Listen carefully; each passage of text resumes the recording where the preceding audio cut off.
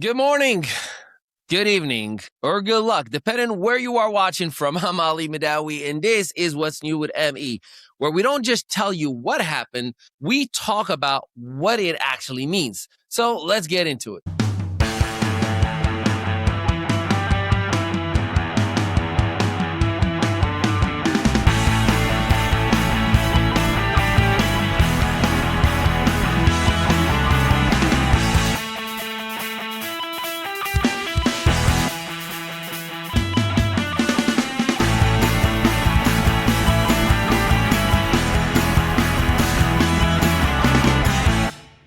Uvalde officer verdict, justice or just the limit of it? So a Texas jury has acquitted former Uvalde school police officer Adrian Gonzalez on all 29 counts of child endangerment tied to all of the Robb Elementary school shooting. And let's pause here because this one is one of those moments where the law speaks and a lot of people feel like it's speaking a language they just don't understand. Prosecutors argued Gonzalez failed to act fast enough while children were dying. The defense argued he followed protocol, didn't encounter the shooter, and shouldn't be held criminally responsible for a systemic failure. After 7 hours of deliberation, the jury agreed with the defense. Legally, case closed. Emotionally, absolutely not. Families of the victims say the verdict feels like yet another door slammed shut.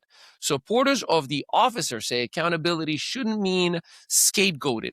And here's the uncomfortable truth. A courtroom can only judge individual actions, not institutional collapse. This was the first criminal trial tied to Uvalde. It won't be the last, I can promise you that. And this conversation is about policing, is about responsibility, and whether our systems are designed for protection or paperwork. And no, this verdict does not heal Uvalde.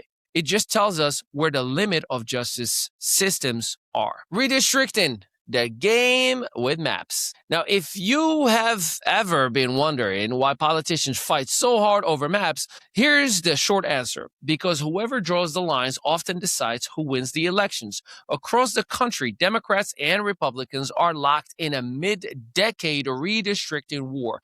Not because the population suddenly changed, but because the math did. Republicans are redrawing districts in states they control to protect slim House margins. Democrats are using courts, ballot measures, and legal challenges to undo maps they say dilute minority votes. Everyone claims it's about fairness. Everyone benefits when their version of fairness wins. Think of it like this. It's chess, except the board gets redesigned mid-game. Who's winning? Well, it depends on the state. It depends on the judge, and it depends on who holds the pen. But one thing is clear. The 2026 House will be decided long before Election Day, in rooms where voters aren't even present. JD Vance in Minnesota, ice, politics, and a powder keg. Vice President JD Vance is heading to Minneapolis, and no, it's not for a baby shower for baby number 4. This is not a casual visit, believe me. This follows the fatal shooting of Renee Nicole Good by an ICE agent during a federal operation earlier this month where she used her car to stop the officer. The Department of Justice says no criminal investigation is warranted. Local leaders say the federal government is escalating tensions. Now, protesters say the system is just simply broken. And Washington says law and order. So here is where the satire writes itself. The same cities told to stand down during unrest are now being told to stand with federal enforcement. And if they don't, well, funding threats enter the chat. Vance's visits is equal parts policy defense and political signal. This administration is doubling down on immigration enforcement and daring critics to challenge it. Supporters call it leadership. Opponents call it provocation. Either way, Minneapolis becomes the stage for America's ongoing argument over immigration authority and who actually gets protected.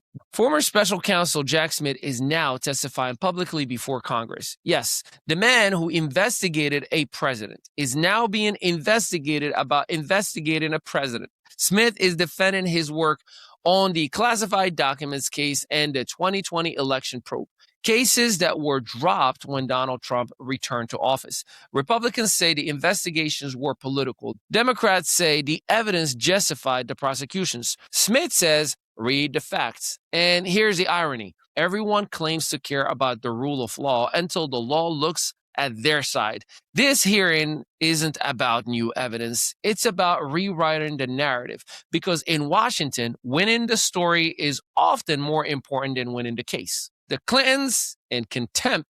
Epstein subpoenas and history is knocking. Congress has voted to hold Bill and Hillary Clinton in contempt for refusing to testify in the Epstein investigation. I wonder why. Let's be clear.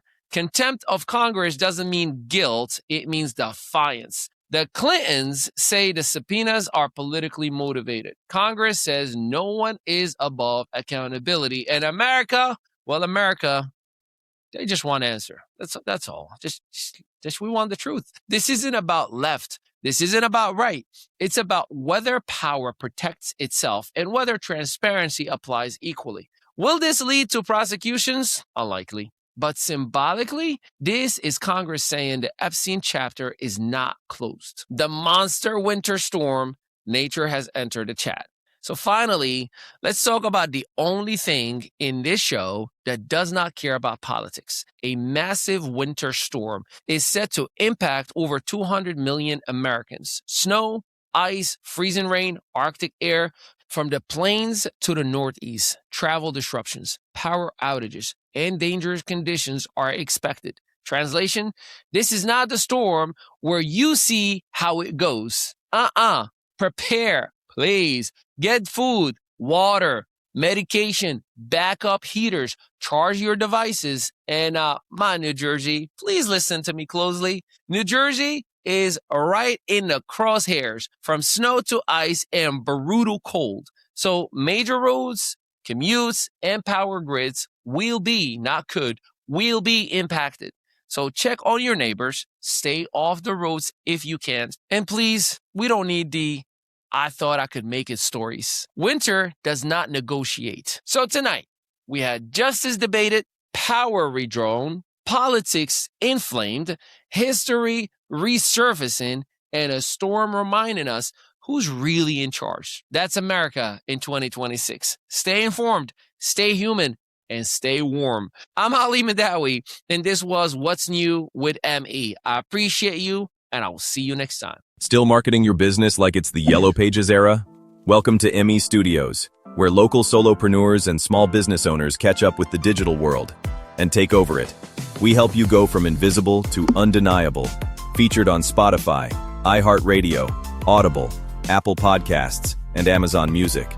Plus, gain press exposure in over 100 to 300 major media outlets like Fox, ABC, CBS, NBC, and the CW. Right here in Eatontown, New Jersey, just steps away from the soon-to-be Netflix studios, our multi-unit facility is built for creators, entrepreneurs, and visionaries. Stop marketing like it's 1995. Start building your digital authority today with a team that gets it.